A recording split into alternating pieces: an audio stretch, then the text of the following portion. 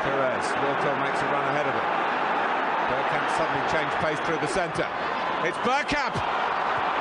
That's magnificent!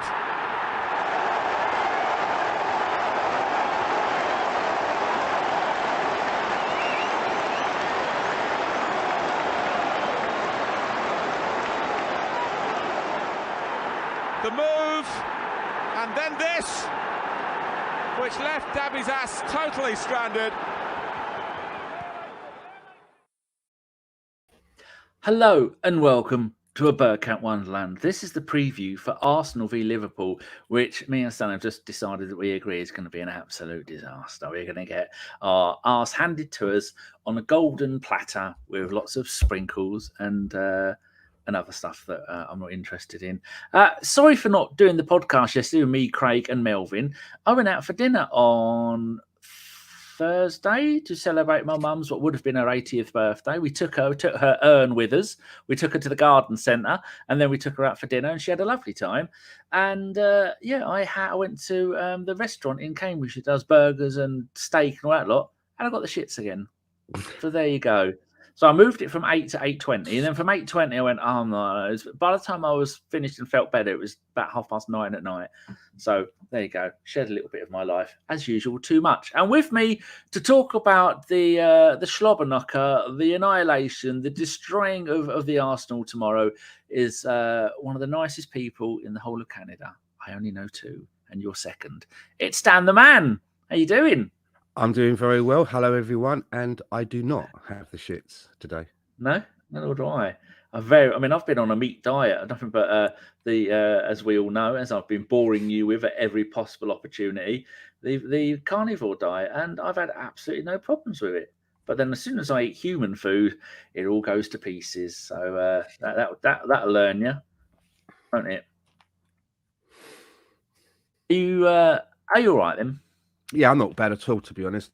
Had a bit of a chesty cough and a cold for a couple of weeks, but I still live. Good. So not too bad.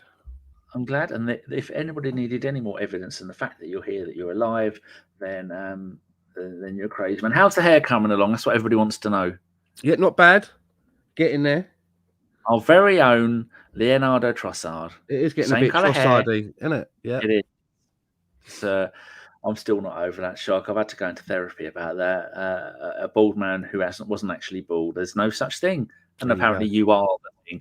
Let's say hello to some of the wonderful people that got nothing better to do with their lives and come and watch us doing this. It is Stefan, who's been with ABW since the first day of the first week of the first month of the first year. Thank you, Stefan. Should be good tomorrow. If we play well, we win. That's not happening.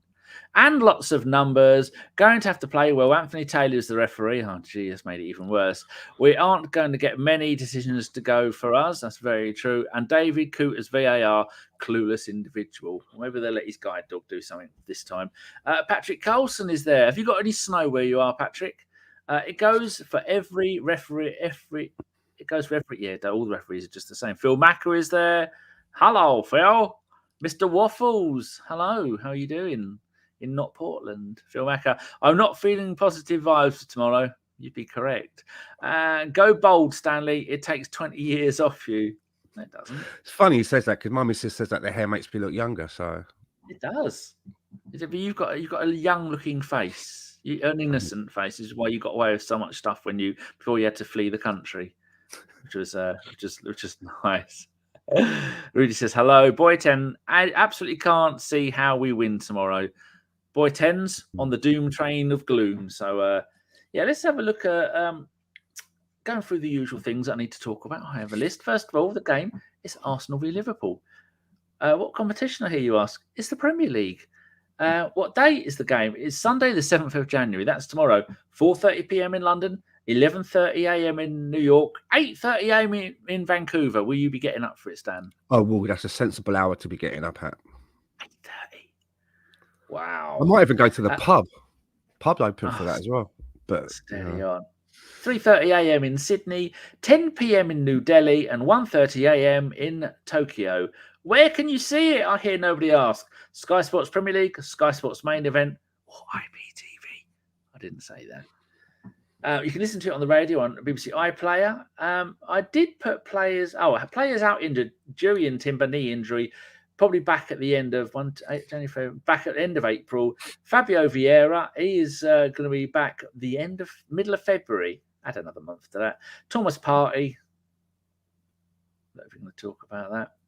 Previous games v Liverpool. All I've done is gone to the last one of these shows that I did, which was the Liverpool preview, I think. And then I've added 241 games. We won 82. They've won 95. And we've drawn 64. The last 5 games against Liverpool, 7th of January, they beat us 2-0 in the FA Cup at home. All these games are Arsenal. And before that, we beat them 3-2 in October 22. March 22, they beat us 2-0. January 22, they beat us 2-0 in the League Cup. And April 21, they came to here in the Premier League and smashed us 3-0. Arteta's record against Liverpool is the same as his record against Klopp, because Klopp has been manager at Liverpool the whole time that Arteta's been manager. Beat Liverpool 4 times, lost to Liverpool 6 times, and he's drawn against Liverpool 3 times. And the only note I've made, Stan, if we lose this tomorrow, we will be 8 points behind Liverpool, and our season will be null and void, dead. Do you agree? Yeah, I couldn't agree more. I think, there are some people that may say, if we come away with a draw, both sides should be happy. But for me, I think for where we are and where we're trying to get to and how we're trying to develop as a team, I want all 3 points and a convincing win. I don't think that's going to happen, but that's what I would like to see. And it would be good for the confidence of the team if we could smash them 3-1 and put in a dominant display. The only problem with that is that I just don't see us being able to do that at the moment. And I've actually resigned myself to the fact that the team that we have, albeit it's a good team, I don't think it's a championship winning side. I think we're still a few pieces away from being able to do that. What would those pieces be? And do you think those pieces are ever going to turn up? Well, you look at a player like Thomas Partey, for example, who could be a great help to us. He'd be a great piece to have coming into the team. But it doesn't matter how good you are. If you're never available, then it's just null and void, isn't it? And we have a similar situation with Tomiyasu as well. Gabriel Jesus always, it looks like he's only a knock away from being out again for a while. So, we have problems on that side with not being able to count on players all of the time, or wincing every time a certain player gets knocked and fall to the ground. You're thinking, oh no, is this guy going to get stretchered off? So it doesn't give me a lot of confidence. We're definitely missing something going through the middle. Variety wise. And if you compare us to Liverpool and you look at all of the different pieces that they can slot in up front, what they've got Diaz, they've got Nunes, they've got Jota, they've got Gakpo, they've got Salah. There's 5 players there that can all do damage, and we've just got our 3. Everybody knows that we have to play basically Saka, Martinelli, and Gabriel Jesus. And then we've got to keep our fingers crossed that all 3 of them are in form and firing on the same day. Because if they're not, we don't have another couple of pieces dangerous enough to bring in. We've got Eddie Nketiah. And Reece Nelson. And it doesn't really, if you're the opposition and it's 60 minutes in and you look over and you see that those 2 are coming on, it doesn't really instill fear. But on the other side of it, if you're looking up and you've got Gakpo coming on and Nunes coming on, or perhaps Diaz or what have you, it's going to give you something to think about. You're going to be like, oh no, we're going to definitely be under the cosh here. We just don't have that fear factor and that variety. Boy 10 says that Partey is never playing for Arsenal again. The injury news is fake news. The longer this goes on, the more you think, has this got legs? Could it be that for reasons that we won't talk about, he's never going to play for the Arsenal again? Because like Rudy says, Partey needs to be sold in this summer. Even if he is going to play for us this season, he has to go. But he's got 1 year left on his contract at the end of this season, hasn't he? And how much would we get for him then? I mean, I said in our podcast, probably in December or before December, before the window opened, I said it wouldn't surprise me if we've seen Thomas Partey already play his last game for Arsenal. And I said that at the time because I felt that we were going to move him on in January. Yeah. So now that we haven't moved him on in January, and now we're getting news that he's still not going to be available, maybe there is something more to it that we won't see him playing for Arsenal. Not because we can sell him quickly, but there's other reasons, like you say. It does seem a little bit. I mean, someone said on Twitter the other day, does he even want to play for us anymore? They're feeling, they were feeling like, does this guy even want to play for us anymore? What's going on here? Oh, I don't feel well. Yeah, I still feel a bit sick. I can't come to work. Do you know what I mean? Sitting in bed, eating popcorn, watching cartoons. Well, we've seen this before, haven't we? We've seen this before many, many times with not only just players at our club, but players at other clubs like, who was it? The Sancho at Man United is doing this kind of stuff. That's just in at the moment. But I'm just going to bring up this. This is probably what we think Arteta's favourite side is at the moment. Raya in goal, White and Zinchenko at full-back, Gabriel and Saliba at the back, Rice in the holding position. Havertz, that's the debatable bit. I think Havertz is the one that Arteta would love to play in that position if he actually did something regularly. Odegaard on the right 8, and then Saka, Jesus and Martinelli out front. Outside of that, we don't really have anything, do we, that is going to come and do anything special, because we've seen that Smith Rowe started his second game of the season. Somebody in our YouTube comments commented that I said he hadn't started a game for best part since the end of 21-22. I heard that on the radio. Yeah, you're right. He started against Sheffield United, played 73 minutes or something like that. So even Smith Rowe coming in, as much as we all love him, you can't have a player come in who's started one game in 2 and a bit seasons and then expect him to do stuff straight away. He did a few little things, but that's going to take a run of games to get him fit. So how far away from this lineup here do you think Arteta is going to go tomorrow against Liverpool? I think we're probably looking at the lineup for the reasons that you said. I mean, Emile Smith Rowe lasted about 60 minutes in the last game, and because of how big this game is, I would rather, if anything, have him coming off of the bench. We know that he can be useful coming off the bench. He done it for the best part of the season, didn't he? He was like our super sub. So Brilliant. I would, but I also feel as well that Havertz gives us a little bit more on the defensive side than what Emile Smith Rowe does. And I think Emile Smith Rowe maybe gives us a little bit more going forward than Havertz does. And so in a game against a team like Liverpool, I would rather start the game having that little bit more of defensive security. And then we see how the game goes. We settle into the game, and then there's always opportunities then for Emile Smith Rowe to come on and hopefully give us a little bit of pizzazz and a little bit extra when the other side's got some tired legs. So we've seen lately that, especially against Sheffield United, which isn't a good a good barometer for what we're doing. But hold on, Danny. There's a few people in the chat box saying about Jorginho, and I think that's a very good shout, because we're looking. That's what I think Mikel Arteta is going to put out, a team that you put up on the screen. But I agree with some people in the chat box. I actually do like the idea of Jorginho playing as the deeper midfielder and Declan Rice as the left 8 next to Odegaard. Because then, Declan Rice doesn't look too bad getting into the box and having a shot if it's necessary, but he can also come back and help defend as well with Jorginho and form a double pivot when needed. Because defend is what they're going to do. But from watching Liverpool, what they tend to do is attack down the wings. And if you've got Salah, if he's going to be playing, he's going to be running down our left-hand side. And who's going to be on our left-hand side? Well, it's not going to be Zinchenko. He's going to be playing DM or 10 or striker. And so Salah is going to run right down that side. Tomiyasu got knocked out of the Asia Cup today. I think they lost 2-1 of the last-minute goal. And so he's not going to be back in time. We've got nobody else who can play at left-back because there's no one left at the club who can do it. And so is he going to say to Zinchenko, look, you need to stay and play as a proper left-back, because if you don't, every time you go into midfield, they're going to lob the ball down the right-hand side and Salah is going to run down there, and then Saliba's going to have to go out wide to try and stop him, and then there's going to be a massive gap in the middle, and then Salah's going to square it to someone.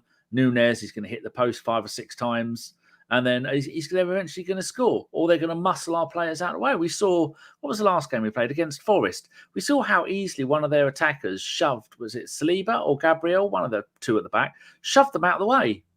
Just shoved them, and then they got to the ball and scored. And then they're not even a decent team. But then if you're playing against Liverpool, and we saw in Liverpool's last game just how unreal they are at scoring goals. They should have had 10 goals again in their last game. I can't remember who they played. Who did they play? They won 4-1 or 4-0. Oh, wasn't it? Was it Chelsea? That's it. They played Chelsea. So I think you're right, and True Gooner and Boy 10, that it is important that we shore up the central midfield. So then Zinchenko doesn't have to drift across into the middle of the pitch. Because if we play those three, Rice and Jorginho, that means we've got two players who can play defensive midfield. We don't need a third one coming in there. We cannot let our wings, our flanks be left empty, because they will exploit that, and then they will pull us apart, and it's going to be, I'll cry. I think the theory of it is how it's supposed to be is that when Zinchenko goes joyriding off into the midfield, if we then find ourselves in danger on the left, then Megalegs has got to sort of like get himself over there to cover, which then splits our defense, and then the deeper the DM on the day, let's say it's Declan Rice, he then has to see what's happening at the same time and drop back into the defense. So there's a lot of things that have to happen at the same time, and if somebody misses the play and doesn't quite see what's happening, then you've got Megalegs going all the way over to the left, and we've got this huge gap at the back if Declan Rice doesn't see it and drop back in. Or if Megalegs doesn't see what's going on and doesn't shuffle over to the left, then we've got a great big gaping hole. So everybody needs, it's a high risk, high reward. Everybody needs to be switched on, and everybody needs to see that when the danger happens, they've all got to see it at the same time and get into their next position. And sometimes it doesn't work. You get caught out. Des Moran says, gentlemen, I want everyone to relax and chill and enjoy the show. I have been a fan for a long time. Charlie George, sorry, I disagree, and I have never been more confident before a big game. 3-1 win to the Arsenal. Well, we will see you tomorrow afternoon about 7 o'clock. It'll be me and our very own Nick. And you can come on, Des. And then when it ended up being 4-1 or 4-1 or 4-1 or 4-2 or something like that, we have got absolutely no chance against them. The morale of our players is rock bottom at the moment. May have got a fluky win against Forest, but we saw 2-0 up. And again, we took our foot off the pedal as that analogy, and I hate footballing analogies. But we started taking it easy. They come back, they scored a goal, and it was the usual, like it constantly is under Arteta, squeaky bum time. And no, I don't want Arteta fired. Rudy says, I think ESR will start against Liverpool instead of Kai. We've done that one and that one. That's what Arteta will play, says Boy10, as in Rice, Jorginho and Odegaard. And lots of numbers. ESR, how many starts has he managed under Arteta? Not many. In the words of Paul Daniels, not a lot.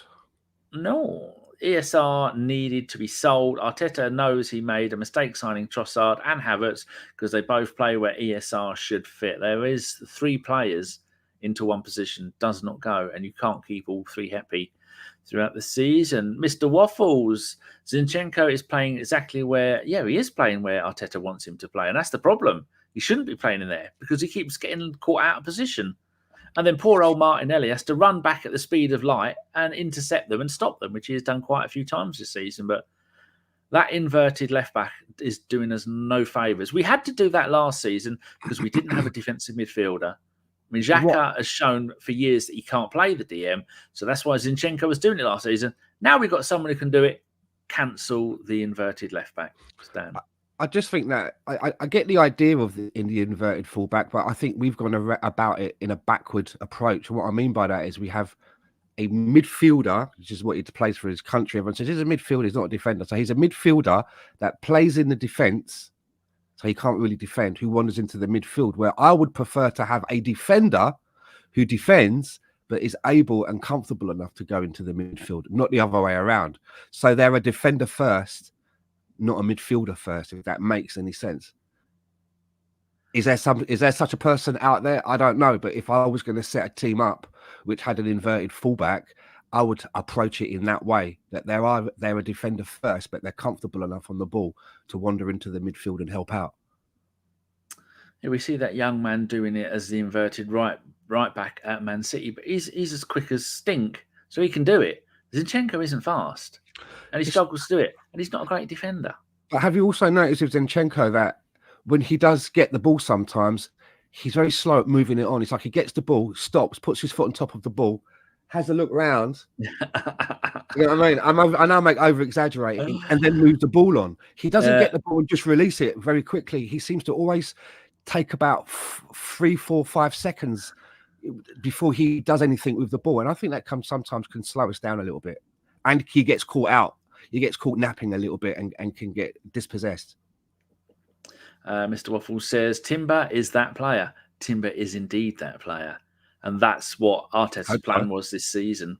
Oh, we saw in the 2 games that he played, the Charity Shield in the first game, that he has the speed to go and do that, and he is a wonderful player at such a young age, and he will fit in with the back 4 that we've got at the moment wonderfully. When I say I hope so, it's because, you know, what I saw, the very small snapshot that I saw of him in an Arsenal shirt, he did look good. But I've not, do you know what I mean? You know what it's like when you sign, you know, when a young player comes and signs for a big club in the Premier League, you know, they're all full of piss and vinegar. And the reason I say that is look at Nuno Tavares when he first came to us, and he got a few games because Kieran Tierney was out. When Kieran Tierney got better, there were people saying that Nuno Tavares should still stay in the team. But we then saw that on an extended run, that piss and vinegar, it kind of wears off after a bit. And then the player plateaus and we get to see their natural level. We haven't had an opportunity to see that with Timber yet. For me, fingers crossed, what we saw in that very small snapshot is his level on a consistent basis. Then that would be fantastic. Boy 10 says, both Zinchenko and Odegaard are being told to slow down our tempo. Arteta wants to let our opposition organise first and no counter-attacks allowed. Well, you can't afford to counter-attack against Liverpool because they will counter-attack and gegenpress and all those other football things that I don't understand. And they'll do that and they'll ruin us. BX has gone old school here. Play Kiwior the way Keown used to play in front of the defence when he was the 3rd centre-back. Because when Arsene Wenger took over Arsenal, they were playing 3 centre-backs. Mm-hmm. That would have been Keown, Bold and Adams. And Keown was the more mobile of the 3 of them because the other 2 were old with no knees. Yes. And lots of numbers. Kiwior is a squad player, shouldn't start in the Premier League. How have you felt about Kiwior so far this season? Because I've not been overly impressed. I've not been angry, but I've not been impressed.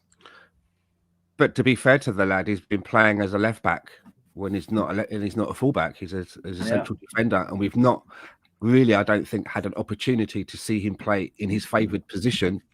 For me, anyway, to form much of an opinion. Every time I see the lad, he's struggling out of position. It is. You can kind of see the whole idea because Ben White can easily play as good a centre back as he is a right back, and so when Ben White goes up the pitch, then Kiwior becomes a back 3 of 3 centre backs, and then I don't remember Kiwior going up the pitch the way Ben White does. So then Ben White would drop back and make 3 centre backs. I think that's the kind of thing that Arteta likes when he plays him there, but it just doesn't work because that is a very unnatural way to play football for most people. I think most footballers grow up playing a 4-4-2. You're a centre-back, you stay there, you defend while your full-backs go and tackle and attack a little bit, then give it to the wingers. And then, that's how football has been, and football is constantly evolving. But yeah, like at the moment, I'm playing Football Manager, and I went 140 games from the very start of the game, 140 games unbeaten. That was 7.5 seasons without losing a game, and then I lost a game 3-1. Who to? I don't know how. Huh? Who to? Who did you lose to? I don't know. I have no idea. I'm in the 13th tier of English football, so I've won 7 Invincibles. So I'm going to win the league again. I'm going to take my team, ABWFC. I'm going to take them to the conference at least, hopefully the Premier League. But it's my thing. I play 3 centre backs, and then I play 3 central midfielders, and then I play 2 wingers, 10, and a striker, and I am wonderful at it. It's only now it's getting a bit tough. So I do love the 3 centre back situation, but then all my 3 centre backs are told to stay back and tackle hard. Don't go wandering upfield. Boy 10 says Kiwior and another player that never should have been signed. It's too obvious Arteta doesn't trust or rate the player. And he says, frankly, Kiwior didn't impress me with the 2 or 3 games he's gotten so far as a centre back. Phil says, Kiwior used to bite anyone that went near him. Kiwior seems to be so lightweight. Everybody seems lightweight against Kiwior because he's got a monkey's head. Remember, I used to sing that to him. Kiwior, he's got a monkey's head. He's got a monkey's head. They also used to sing it about the who was the other player who used to play for Everton? Peter Reid. Peter Reid's got a monkey's head. Doo-dah, doo-dah. Yeah, Peter really Reid's got a monkey's head. And then Arteta out or in? Arteta in. I don't want to go through all the trouble of getting rid of Arteta's players for the new manager. I mean, we're never going to win the league. You're never realistically going to win the league when you have got Pep and Klopp running Man City and Liverpool. You're not going to do it. Third's the best we can ever realistically go. That's what we've got to aim for. Last season was a fluke. Am I wrong with that, Stan? Well, I don't know. I mean, a lot of people are saying that because Klopp's announced he's leaving, that it's going to give them an extra boost. I actually think the other side of the coin, it could actually add to pressure. You know, the spotlight being constantly on them and being expected to win every single game now to the end of season for Klopp. But maybe they can't do that. Maybe you've got players that are kind of like, you know, are thinking to themselves, oh, what does this mean for me as a player? You know, if he's going to leave, what if the next guy's coming in and doesn't fancy me? And while you're thinking like that, you're not playing as well. You know, if you're constantly in the back of your mind wondering about, well, what's the future going to hold for me? You know, I only came in a season ago. What if this new guy doesn't fancy me? I've just settled my family here. If you're thinking like that, it's going to interfere with your game, hopefully, for us. Yeah, it is. Yes. So, what else should we talk about? Transfer window. Well, that was slightly underwhelming, wasn't it? There was a transfer window, was there? When was? Apparently there was, and I'll tell you who okay. we had a few bits of wheeling and dealing. Players who've left the club permanently. The gunner Alex Runnison has gone to Copenhagen. Cost us 2 million. Played 6 games. Gone forever. Miguel Aziz, 21. DM has gone to play in the 3rd tier of Spanish football. Played 1 game for us. Lino Souza, 19-year-old left back, has gone to Villa. Could end up being up to £12 million, and they've immediately loaned him out to Championship side Plymouth. Bradley Ibrahim, 19, gone to Hertha Berlin. And we've lost an under-16 player, Macaulay Adams, to Fulham. And we've taken back and re-loaned out. Mika Birif has gone to Sturm Graz in Austria. Omar Rekik has gone to Servette in Switzerland. He's 22 now. I mean, for a 22-year-old, and I don't think he's played more than... Has he played a game? I'm not sure. Charles Sargo Jr. has gone to Swansea. He's 19. Kalen Edwards, 20, has gone to Leyton Orient. Zane Monlois has gone to Reading. Good luck with that. And Marquinhos is allegedly going to a Brazilian side, but he's playing for the Brazil under 20. I think he's going to Fluminense. Yeah, I read there was 2 teams there. I think Marlon might be in Corinthians. But he's not having a great time of it. And we didn't even get anybody in on loan. Everybody's got players they don't want. We've got nobody in on loan. But at least we managed to get 5 players off of the wages. Did we manage to get rid of Cedric or not? No. Sportac said Cedric Soares has cost Arsenal 15.6 million by the end of his 4th and final year at Arsenal. Is that Cedric? Cedric? Yes. Yeah, I was just reading what Guns and Yellow Ribbon says. Cedric reminds me of that famous Jesse Ventura quote from Predator when he says, he's dug in deeper than an Alabama tick. That's Cedric, man. He's not going anywhere. But what I have noticed though is Runnison. That's now the 13th player that we've just let walk away for no money. 13. Yeah, Runnison, I believe. I suppose you know 13. How much they all add up to. It's going to be best part of 200 million. That's a good question. I'd like to know that. But 13 players that we've allowed to just walk away without getting any investment back, you know, and it looks like to me that Cedric will probably be the 14th because we didn't get him on a free loan. We actually, if you remember, we paid 5 million so that we could get him like a couple of months early. We needed Cedric so badly that rather than wait a few weeks and get him for free, went no. Take a briefcase full of 5 million crisp English pounds, please, so that we can have him. And so he will be number 14. That's going to just walk away for nothing. And I just don't. I think we need to do better than that, because we're going to get a reputation for it, and people are just going to like continually just roll us over when we're trying to sell players. I mean, that Awobi deal, that kind of like that's like, you know, that's the sort of tale that scouts that work for Arsenal tell their, like, you know, grandchildren about. Yeah, this one guy worked in our department once, and he sold an Arsenal player for £40 million. Can you? Really? No way. You know, it's like a fabled legend. The guy that got rid of an Arsenal player for 40 million. Wasn't there a TV series where someone got fired from work and he just kept turning up anyway? It's a TV series that I've seen, and I can't remember what it was. Was it? Oh, it was George in Seinfeld. Yeah, he got fired and kept turning up anyway. I think they know that if they do get rid of Cedric, he's just going to turn up anyway. But yeah, you'll see someone down the end of the corridor one day in like one of those brown janitor coats and a big broom, and you'd be like, as you get closer, you notice that it's Cedric Soares. Or Hong Kong Phooey. Yeah. Someone said they should make Hong Kong Phooey the live action film. Don't know where I heard that, but I like the idea. Oh, I was watching Kevin Smith on Fat Man Beyond. Yeah, very, very good. So like Archangel says, Cedric has survived another window. Phil says, we are so shit at selling. A year ago, we could have sold Ramsdale for the price of a Mayfair mansion. Next summer, he will be worth as much as a derelict toilet in Newcastle. Yeah, it's not going to be good, is it? So it is frustrating. But if you're going to get these players in, you're going to give them a lot of money. The same thing's going to happen to Eddie, and the same thing's going to happen to Reece Nelson, because no one in their right mind is going to give those players more than about 40, 50 grand a week at the very maximum. And they're going to look at this and go, well, I've just signed a new deal, a new 3 or 4 year deal at 100 grand a week. Why would I go anywhere? They're going to go full Winston Bogarde. If that's one for the kids, go and check it up. He was a player signed by Chelsea when they were buying everybody. They didn't want him, and he went, I'm not leaving. I'm not leaving on a free, and you're not cancelling my contract. And he sat in the Chelsea reserves and the Chelsea youths. He was a full Dutch international. They bought him from Barcelona, I think, and he sat there for 3 years, taking all of his wages. Didn't he move back to Amsterdam, and he would fly in to do training and then just fly home or something like that? He would like fly in. Be to training, like, did you ever meet him when you lived there?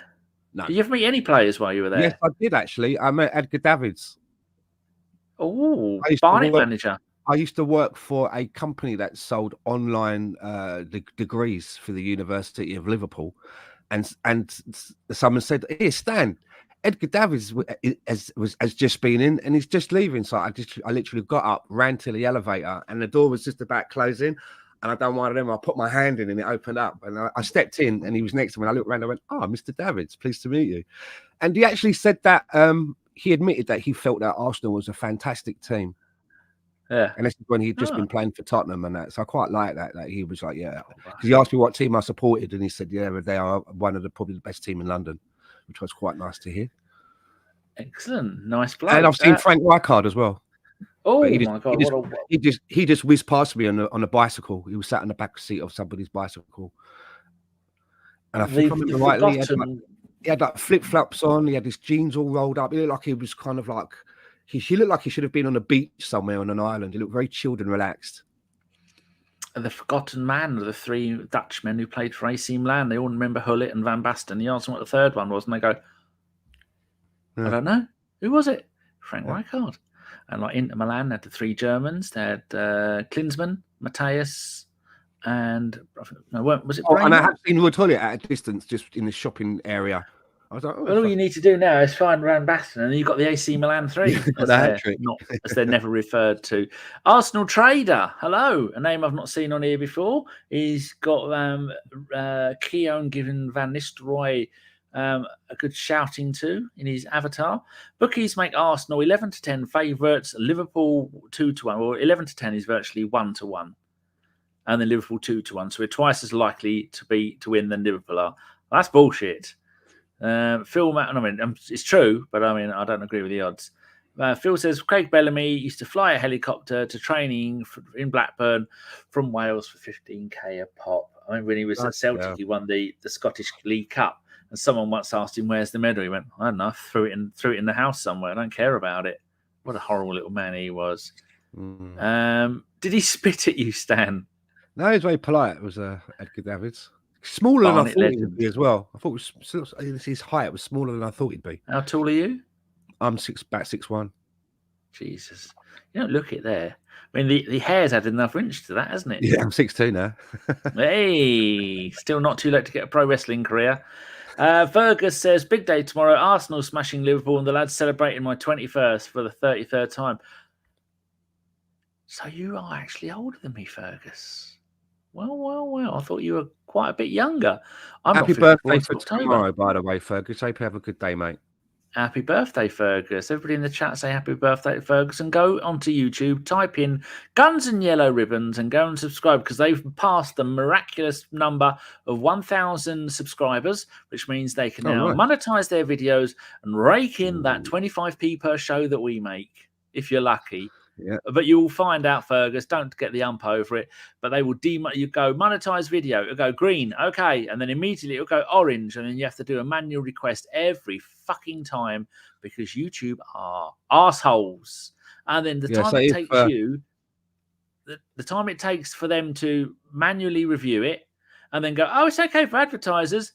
Everybody who's ever going to watch the video has watched the video. So there you go. You're basically fucked. Yeah, it's pointless. Phil says he might put a tenner on at 2-1. As much as I am down about tomorrow, I would never bet on Arsenal to lose. Archangel Sniper Spitter was in. Yes, he was. He did the JFK skit, didn't they? I can't remember that one. Spat. They were coming out of a baseball game. And he went and they thought he'd spat at him, and they went through it all. Like it was like. Oh, vaguely, yeah, vaguely. Yeah. Wonderful stuff. Phil says Dan could tell us he's 7 foot. He's sitting down. He might be 3 foot tall for all we know. Very good. Des says, Stan, you're right. But a lot of these players were bought in under the previous regime. That Barcelona guy, but we have improved greatly in this regard. I read the big writing, not the little writing, because people have got it on the right hand side in little writing and then on the screen in big. So I'm going to go to the big screen. That Barker guy, we have improved greatly in this regard under Edu and the new transfer regime, no doubt. No, I think I'd have to disagree very heavily there because I've counted up. I went through this about a month ago on our channel on Arsenal Fan Circle.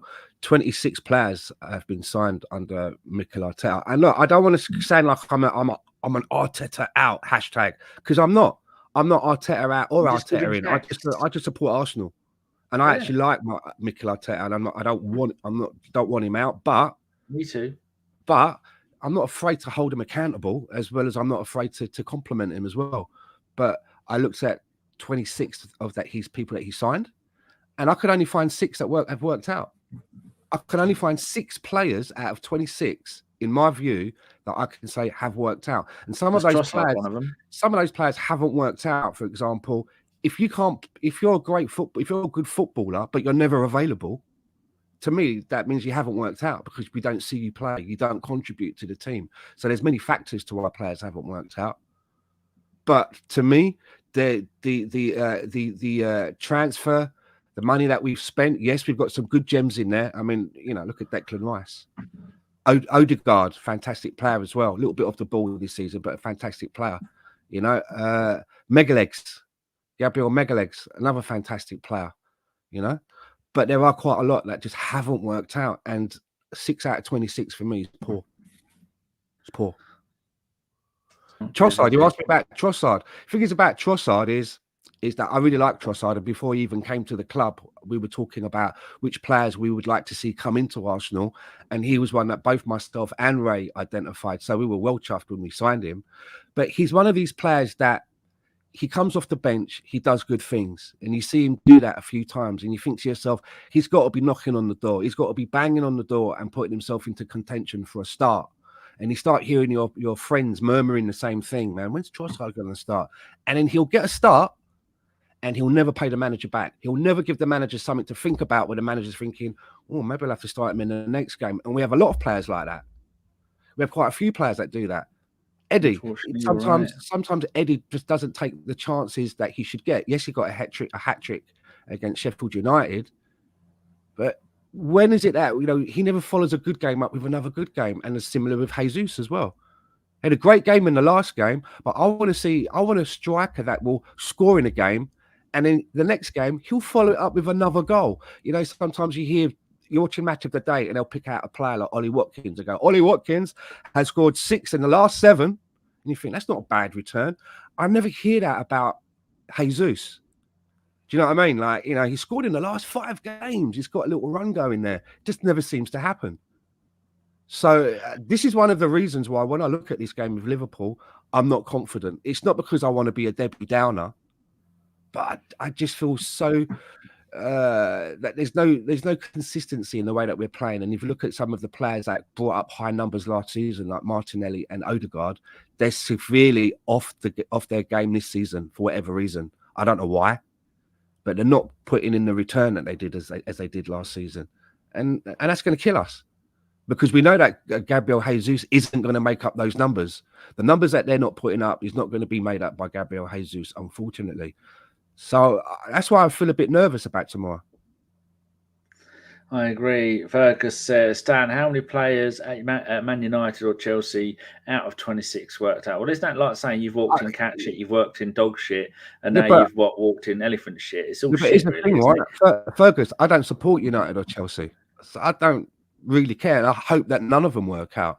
I don't want any of their players to work out, but I do think that some of the players that we've some of the decisions that we've made on bringing players in. I mean, look at the Willian decision. I mean, he seems to be flourishing in the environment at Fulham, which again makes me wonder, why couldn't we get him to work at Arsenal?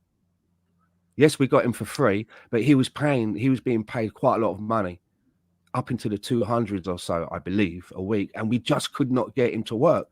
And then he goes off to Fulham, and he shows everybody that it's not because he's coming over the other side of the hill of his career. He's still got something to offer. True. People, predictions time. What I'm going to do with this, I'm going to pull my finger out and do a little bit of extra work. I'm going to you can have a YouTube Shorts, which is one up to about a minute, I think. So if everybody can put their predictions in this chat, then I will go and publish this as a 1 minute YouTube Shorts of me reading out everybody's predictions. So far, we've only got 2. Me and Stan will do ours at the end of it. And so we need at least 10 of you to put your predictions in there. And there's 32 people here. Can I just answer something that Fergus has said there? He says the point is that you buy players and some work and some don't. But looking at the ratio under Mikel Arteta and Adu, that means that every 5 players that we buy, only one of them works out. Every 5 players we buy, only one works out. There's only 11 that you can put in a team. So that's saying then, like, if you were to buy 11 players to put in a team, only 2 of them are going to work out. That doesn't make any sense to me.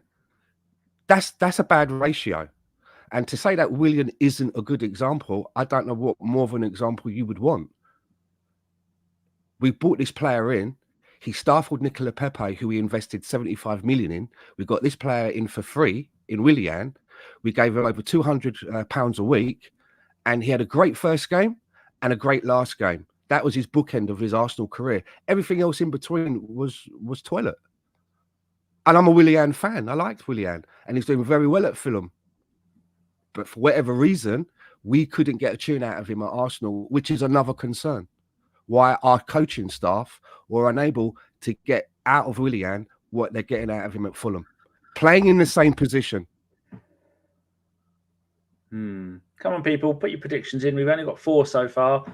Luca, what's your prediction? Fergus, we've got predictions so far from a few of you. We got them from Mr. Waffles, Phil, Boy 10, and Manny Fresh, and that's it. We need more predictions so that I can go and do that that YouTube Reels. And I'll stay here until you pull your fingers out and just type some numbers. Make it easy for me to read out as well. It'd be better if you put like Arsenal, this, and then Liverpool. Arsenal, then 2 numbers, then Liverpool. Oh, here we go. Archangel. There you go. Oh, Fergus has added one. So we've got 6 now. God, it's like bloody a telethon where you're trying to raise money. Just type people. Come on. Lewis. Get Jerry Lewis on. So, where are you going to go to the pub, do you think? Or are you going to stay? 8:30, wake up and go, that's the thing. Exactly. How far is it from your house? It's downtown. Do you know what I mean? What's that It's mean? like that's like a half-hour walk or a 10-minute drive. I'll probably get up, put on my Superman onesie, put the fire on, and just curl up in front of the fire and watch it with a cat. Manny Fresh, a name I've not seen before. He has Right, not Manny Fresh. integrated any youth players from the academy. What is that? There are a few bullshit tweets going around where people trying to justify it and saying a number of starts for Smith Rowe, Saka, blah, blah, blah, before Arteta got here. Those players were already virtually first-team players because of the Europa League run and the FA Cup run and other runs. I'm on about players who haven't played any. Before Arteta got there, hasn't played any first-team games. They're the players that you count as youth players, and that has been Manwari's had one, and I think a couple of others have had one or two. I've got a couple of things about the youth and look, some of the times when I say stuff, when I come onto these podcasts, and if I have to say something negative, like what I've just said about only X amount of players working out, and that concerns me. It's not because I want to be a Debbie Downer. As I say, as much as I can compliment what Mikel Arteta does, I'm not afraid to hold him accountable. But I do see that there are a section of our fan base where it's like, you're not allowed to do that. If you say anything that's slightly critical in any way, and again, I'm a big believer in it's not what you say, it's how you say it. You know, you can have a reasoned debate and maybe look at somebody's failings and discuss it, but there are a section of our fans that if you try and do that, then you're just labelled, fuck this negative guy. I'm unfollowing him. They'll requote your tweet and say, look at this negative guy and blah, blah, blah. I only came on Twitter. I had one the other day, picked my phone up, saw this tweet where I was having a conversation with someone and they took what I was about to say now about the youth and said, I'm going off Twitter for a couple of days. Look at this mug. And I'm like, but this is what Twitter's for. It's to have discussions on an open platform where we can chat about stuff. And I wasn't being like, fuck this guy. I never talk about players like that. But looking at the youth situation for me, what I don't understand is it's like, if I was the owners of the club, I'd sit down with Arteta and I'd sit down with Mikel and I'd say, look, from now on, I'm not giving you any more money, right, to bring in any more of these youth prospects, such as Lokonga, such as Tavares, such as Marquinhos. And the reason why is that we have an academy full of youth. If you don't think that our youth academy are any good, then move them on and make space for other youth, rather than just collecting them up in the academy and leapfrogging them by bringing in these other youthful prospects with my money, and they're no good. None of these guys are going to make the first team, so why am I giving you money to spend on them when we've got a youth academy? And if you're in the youth academy and you're waiting for your chance, and then you see them buy this Brazilian guy who plays in your position, and he's in there in pre-season and going out on loan, and you're thinking to yourself, well, what's happening to my career here? Surely you would think that would, it would make you feel, well, they obviously don't rate me here. Otherwise, they wouldn't be scouring the globe and bringing in these other youth that are leapfrogging me. My other theory is, though, as well, is that if you look at that kid that came on for Liverpool in the last game, Bradley, the Irish kid, I see a lot of and me included at the time, is going, well, why don't we have a kid that can come in like that? I think what it is that he's not 16 or 17. He's like 20 years old. And I think that in our youth academy, in the different tiers that go down, I think that we've got a gap between the, say, maybe 18 to 20 range, where you could be putting them in the first team. But we've got a lot of prospects, it seems, that are around about 16, almost 17. And so some of them are talented enough to be playing with the under 18s, but maybe they don't want to put them in the first team because that's just too young. And we don't really have anything around that 20-year sort of range where you could see them coming into the team like Bradley at Liverpool. Maybe that's what's going on. I agree. That's a whole nother podcast, though, that is. Yeah, so we've got 12 predictions at the moment. Boyce, 88, you're there. You haven't given us a prediction. Has Archangel given us a prediction? Yes, you have. I'm going to go and pick out some names now. Who else hasn't? Fergus has. Boy has. Luca. Luca has. Manny Fresh has. Well, there is nearly 40 of you watching at the moment. There's got to be more of you that can put a prediction in. We've got 12. I mean, that's better. I only wanted 10. So I'm 12 will do. I'm going to go here with we go. 3-1. I'm going with 3-1 Boyce, to Liverpool. don't give it away yet. So Boyce is there. Right, that's it. I'm not taking any more predictions.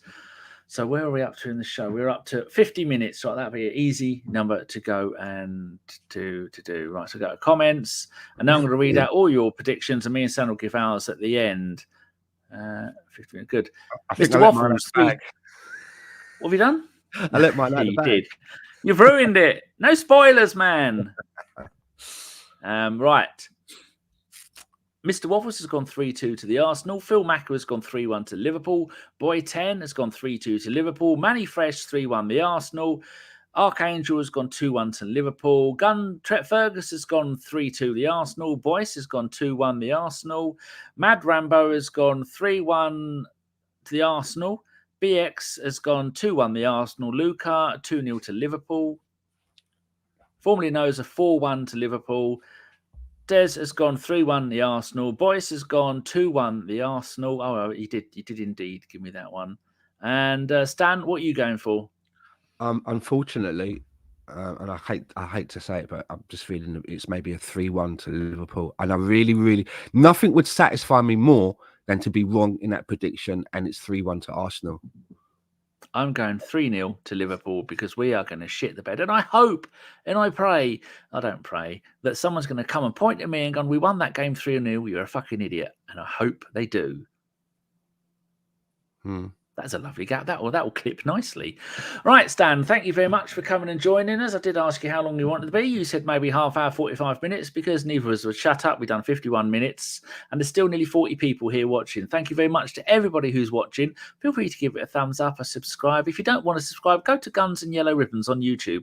Go and subscribe to them, because there are 1,100 subscribers now, and you get more sense out of that lot. But be warned, you won't get a word in when Fergus is talking. Hey, Fergus. Oh, here he is. He's put something in the chat. Oh dear, it's gonna be terrible. Stan, thank you very much for joining us. As always, you've been an absolute joy to talk to. Yeah, thanks for having me. I do enjoy coming on to these pre and post shows with you, and big shout out to everybody that came and joined us in the chat box today. Shout out to Fergus, Mr. Waffles, Phil Macker. Loads of numbers, Boy 10, Archangel, Mad Rambo, and all the other usual suspects that come in and join us. So thank you very much. And I really hope we can pull this one out of the bag. So do I. I hope, because if we don't win it, our title challenge is over, not our season, like I said earlier. So we will be back tomorrow, about 7:30, depending how much injury time it'll be, me and the wonderful Nick Fights, and we will be talking and crying over us being absolutely smashed again. Thank you very much, and I'm going to try and jinx it by playing the Anfield 89 outro. I saved this one for special occasions. Come on, Arsenal, prove me wrong. Please don't let us lose. Out it goes to Lee Dixon. Long ball from Lee Dixon.